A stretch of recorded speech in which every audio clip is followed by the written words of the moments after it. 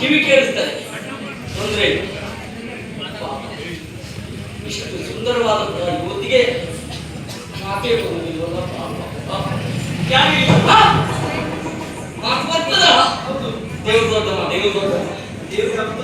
ಕಿವಿ ಕೇಳ್ತಾರೆ, ಕಿವಿ ಕೇಳ್ತಾರೆ, ಬಾಯಿ ಬರ್ತದೆ, ಬಾಯಿ ಬರ್ತದೆ. ಯಾವ ದೋಷ ಇಲ್ಲ ಅಲ್ವಾ?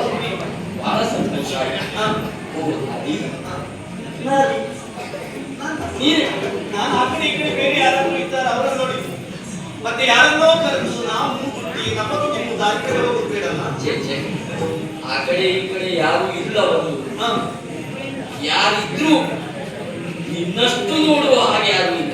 ಹೌದಾ? ಹೌದು. ನಾನಷ್ಟು ಎತ್ತರ ಇದ್ದೇನೆ, ಯಾರಿದ್ರು ನನ್ನ ಬಿಟ್ಟು ಅದು ಬೇರೆ ಎತ್ತದ ಅಂತಾರಲ್ಲ, ಎಷ್ಟು ಚಂದ ಅಂತ, ಅಷ್ಟು ಚಂದ ಗೊತ್ತಿರ್ಲಿಲ್ಲ. ನನಗೆ ಗೊತ್ತಾಯ್ತಲ್ಲ, ಸಂತೋಷ ಆಯ್ತು. ಹಾಗೆ ನಿನ್ನನ್ನು ನೋಡಿದಾಗ ಒಂದೆರಡು ಮಾತುಗಳನ್ನು ಆಡಬೇಕು ಎನ್ನುವ ಹಾಗೆ ತಪದಿಂದ ಮಾತಾಡಿಸುವುದಕ್ಕೆ ಮುಂದಾಗಿ ಬೇಸರ ಮಾಡಬಾರದು. ಸಾರಿ, ಬೇಸರ ಮಾಡಬಾರದು. ಸಾರಿ. ನೀವು ಯಾವ ಭಾಷೆ ಮಾತಾಡ್ತೀರಿ? ನಂಗೇನೋ ಕೇಳಿದಾಗ ಅಲ್ಲ, ತಪ್ಪಲ್ಲ ತಪ್ಪಲ್ಲ. ಕೆಲವೊಂದು ಸಂದರ್ಭದಲ್ಲಿ ಕೆಲವೊಂದು ಶಬ್ದಗಳು, ಕೆಲವೊಂದು ವಾಕ್ಯಗಳು ಪ್ರದೇಶಕ್ಕೆ ಅನುಗುಣವಾಗಿ ಬದಲಾದ ಅರ್ಥಗಳನ್ನು ಪ್ರಾದೇಶಿಕ ಭಾಷೆ ಇರ್ತದೆ. ನಾನು ಹೇಳಿದ್ದು ಸವಾರಿ.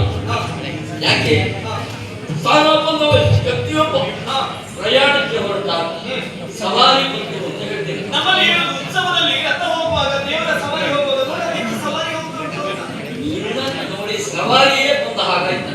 ಹೌದಾ? ಸಾವಿರ ಸಾವಿರ ನಕ್ಷತ್ರಗಳು ಇದನ್ನೇ ಚಂದ್ರಮನೊಬ್ಬ ಶೋಭಿಸಿದ ಹಾಗೆ ಕೋಟಿ ಸೂರ್ಯ ಅವೆಯನ್ನು ಹೊಂದಿ ಈ ಪರಿಸರವನ್ನ ಬೆಳಗುವುದಕ್ಕೆ ನೀನು ಮುಂದಾಗ್ತಾ ಇದೆಯಲ್ಲ ನಾರಿ, ಒಂದು ಒಯ್ಯಾರಿ. ಅಷ್ಟು ಒಯ್ಯಾರಿ ಮಾಡ್ತಿದ್ದಾರೆ. ಒಯ್ಯಾರಿ ಎಷ್ಟು ಬೇಕೋ ಅಷ್ಟು ಉಂಟು ಅಂತ. ಹಾಗೆ ಹೌದೌದು. ಕೆಲವರಿಗೆ ಒಂದೇ ಹೆಚ್ಚಾದ್ರೂ ಒಂದು ಕಡಿಮೆ ಆಗೋಗ್ತದೆ. ಹಾಗೆ ಪರಿಪೂರ್ಣತೆ ಒಯ್ಯಾರ ಮಾಡ್ಬೇಕು ಅಂತಂದ್ರೆ ಕಟ್ಟಿಯೂ ಹಾಗೆ ಇರ್ಬೇಕು. ಸಿಂಹ ಕಟ್ಟಿ, ಈಗೆಲ್ಲ ಸಿಂಹ ಕಟ್ಟಿ ಸಿಗೋದಿಲ್ಲ ನೋಡಿ, ಈಗೆಲ್ಲ ಆನೆ ಕಟ್ಟಿ, ಸಿಂಹ ಕಟ್ಟಿ ಇಲ್ಲ. ಹಾಗೆ ಸಾರವನ್ನು ಮರೆಯಾಗುವಂತಾಗಿ ಈ ಕಡೆ ದಾರಿಯಲ್ಲಿ ಚಿತ್ತೈಸಿದೆಯಲ್ಲ, ನನ್ನ ಕುತೂಹಲ ಅಷ್ಟೇ. ಇಲ್ಲಿಯವರೆಗೆ ಈ ಪರಿಸರದಲ್ಲಿ ನಿನ್ನನ್ನು ನೋಡಿದ್ದು, ನೀನು ಮೇಲೆ